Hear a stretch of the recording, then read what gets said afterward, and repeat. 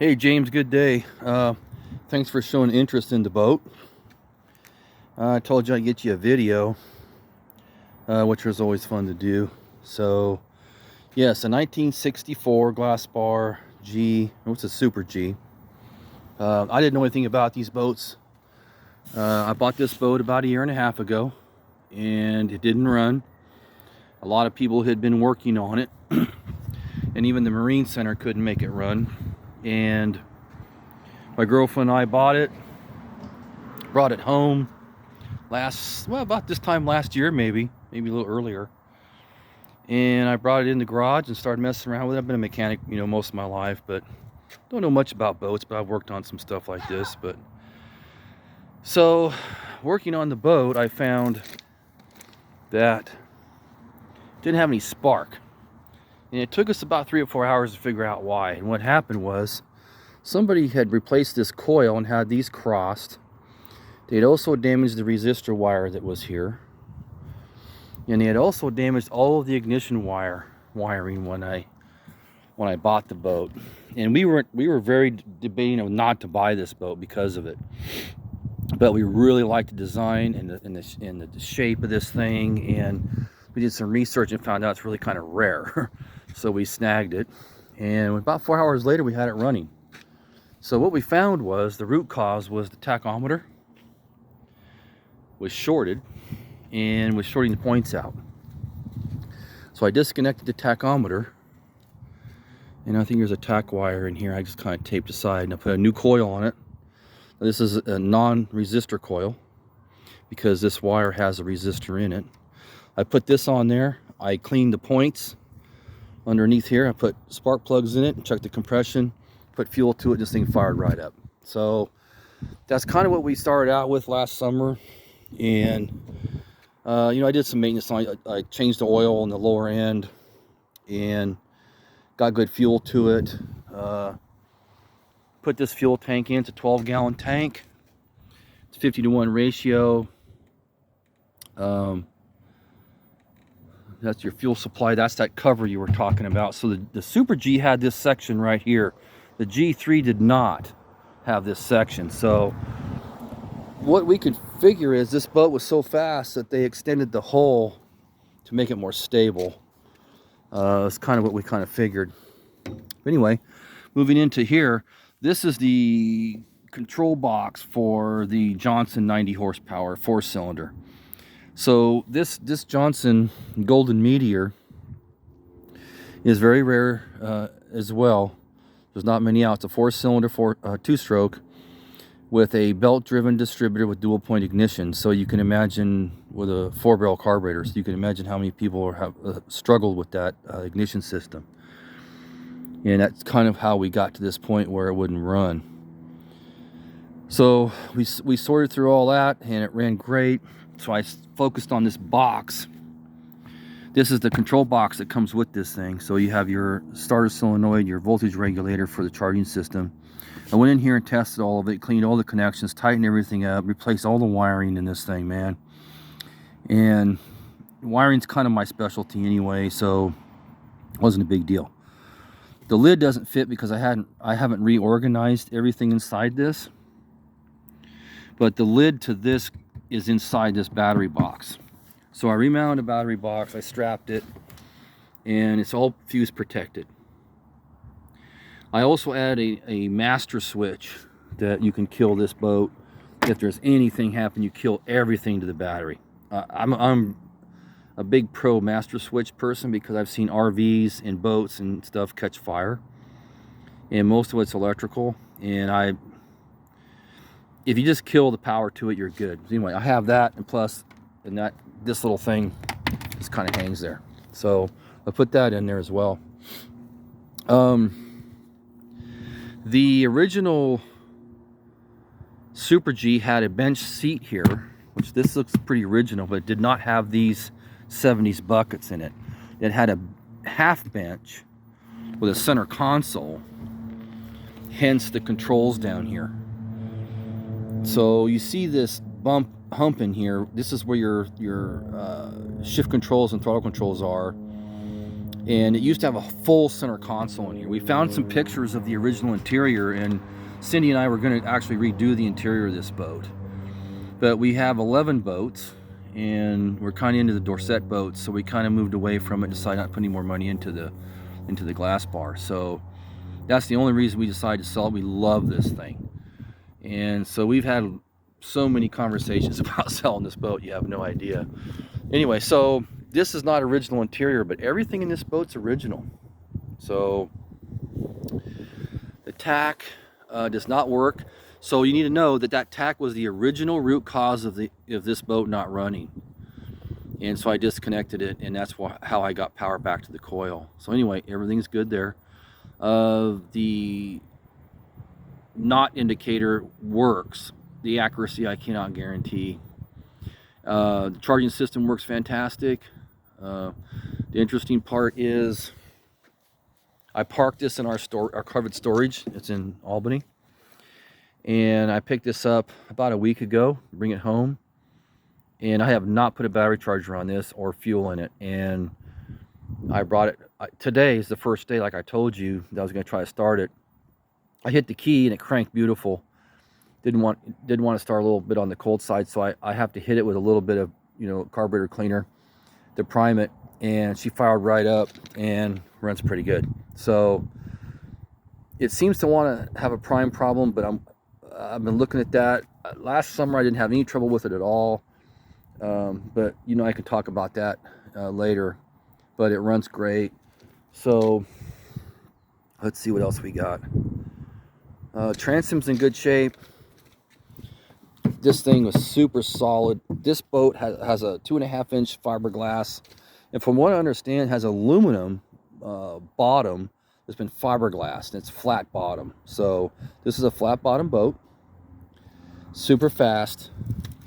It does not like white caps. So if you're out on the lake and the wind's blowing, we went out in Green Peter last year in the summer, and it was windy. When the wind was blowing real hard, we had white caps, and man, this thing bounces on those white caps. This boat's really fast, so it's a really interesting boat, and it sits real low in the water. So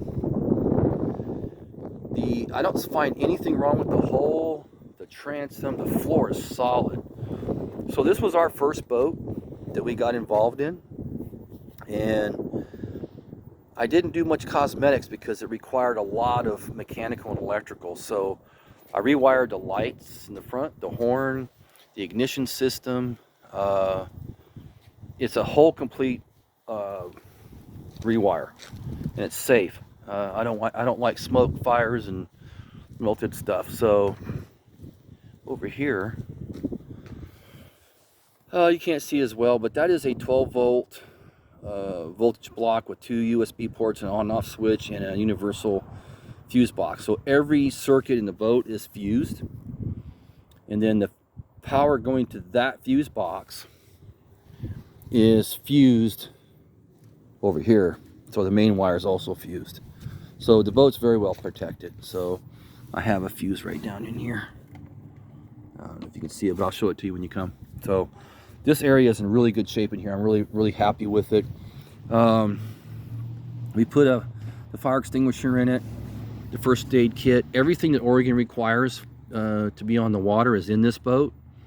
And that's kind of what I was referring as a turnkey, is that you really don't have to buy a battery, fuel tank, really anything. There's life preservers in here. This is something you can go out and have some fun.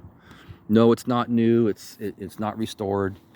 But man, this thing's fun. You know, it's just fun. I love this old vintage stuff, and I didn't used to be that way. I'm a Mercedes-Benz tech that's used to the high-tech stuff, and fell in love with this old stuff. So the trailer I got, the bearings were shot, wheels were bad, tires were bad.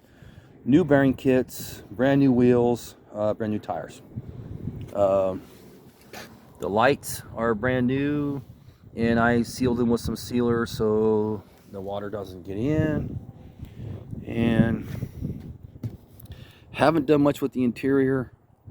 It's kind of brittle, but it's not torn. You know, it's okay. It's nothing special. These pull up. Typical, just regular wood stuff that you find in here. I'm not happy with it. The steering wheel is not original, it's retro. Somebody put this in probably in the 70s. You can tell by the 70s look. Everything in here, the lights I rewired with brand new switches, so all the lights work. First one is the front, second one's the back, and then the third one's all ready to go. Boat's heavy. I'm not gonna kid you. This thing is heavy. There's a lot of fiberglass in this boat. I put a spare on it. I had to cut the front hitch off because the latch was horrible, and I wanted to go to a 2-inch ball, so I cut it off, bolted that on. It's super duty. That lock comes with it. New chains, new wiring harness all the way through the lights. I never got to painting the frame. When I first got this boat, this was more of a mechanical thing I was into, not much of cosmetics. We have several other boats that I got much more in the cosmetic side, because I'm kind of learning as I go too. So it's kind of what we have here. So just a little bit of a picture of this thing. So I'm going to get in here and hit this thing. It should start up. And let's go in here and try and do one-handed. I want to show you the throttle on this too as well. So this boat has electric shift, which is nice. I had to rewire. Electric shift contacts are bad. So moving forward, it engages the clutch for forward and engages the clutch in the back. Now I've changed the fluid in the back. It looked great when I got it. This is the throttle control. Now a lot of the boats, you have a button where you can disengage the transmission and run the throttle. Well, it's all here on this boat. So let's hit this and see what happens. I think it'll go. Oh, got to turn power on. So that's why I have this.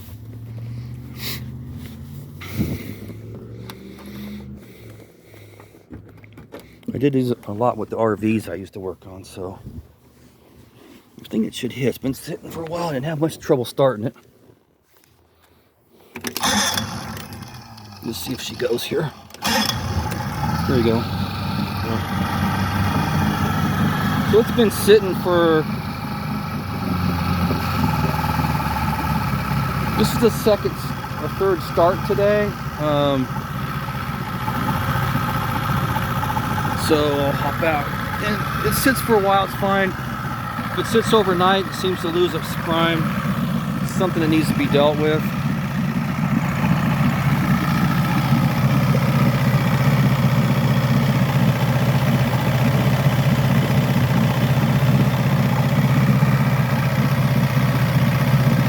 And I'll tell you, this boat is really powerful.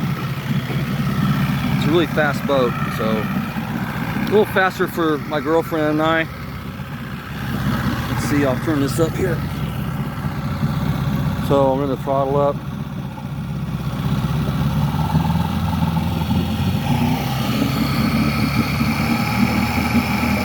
As you can see, it runs pretty decent, no misfires.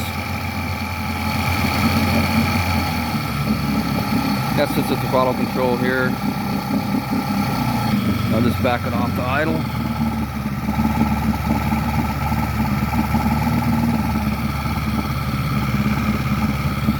So we'll put it in gear. You can hear it.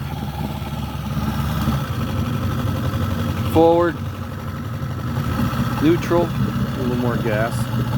It'll kick the water out of the bucket, so reverse. It's pretty good. So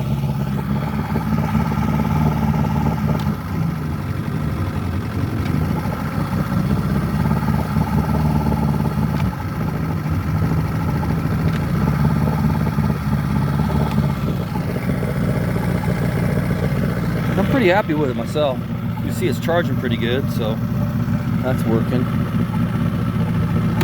It could use a good run on the water, but I'm really happy with it. The only thing I did was I carried a little electric kicker motor with me with a battery jumper, just in case if anything quit running on me, I can get back to the the shoreline. We did that last year, and I never had to use it. There is a video I posted taking it out. We took it out to Green Peter and a couple other places this summer. I felt pretty comfortable with it. The first time we took it out, I was nervous about it, and only because I had not had a boat like this out before. And the wind was blowing. I didn't want to get blown on the rocks. So I took the little electric motor, kicker motor with me to at least keep me out of that. I never had to use it. And we had a misfire in it when we first took it out. And then when I brought it back home, I replaced these plugs with a different plug. Because I had the originals and I cleaned them and put them in and took it out. Went back and looked it up, did some research, and I put these plugs in there, and the misfire stopped. And I got on it really hard across the water, and man, this thing was flying, and we backed out of it because it's fast. I'm not going to kid you, it's fast. So I was going to take my time with it this year and see how she ran, but the only thing I probably would do with this thing before I took it out this year is I'd like to replace this bulb right here. It should be a little tighter than that. I'd like to take a look at the choke and clean it, maybe even pull the bowls off and clean it. You seem to be pretty mechanically inclined. You can probably handle that. And the only other thing I think I probably would do before I took it out is I'd get me a kit for the pump, the fuel pump. The kit has about 3 or 4 seals and stuff in it, and a new seal. This thing stopped leaking. It was leaking. I put a universal seal in it, and it's not leaking now. As you can see, it's really dry in here. I don't have any overheating. I mean, this thing's not even warm, so I don't have an overheating problem. I haven't spent time really piddling with it. It started to run, and we got it running pretty good, and we wanted to get on the water, and we had a pretty good time with it. And we have 2 good solid trips out, and we put it in storage because we end up buying like 10 other boats. And that's a long story, but so this was our first learning lesson. We've learned a lot about polishing, sanding, fiberglass, engine work, floors. The one thing we did do right with this boat is this boat's floors are solid. There is no dry rot in the bottom of this boat at all. 0. It is a California boat. The transom is extremely solid. Now, I can't say that about some of the other boats we bought. We've had to do some kind of hit and miss repairs because I don't know how to do all those repairs yet, but I'm kind of learning as I go with that. So, but this is a great boat to continue on with, or just enjoy. But it's old school for sure. So, I hope this video helps, man. Making your decision to come out. Thanks for the interest in the boat, and I'll talk to you soon.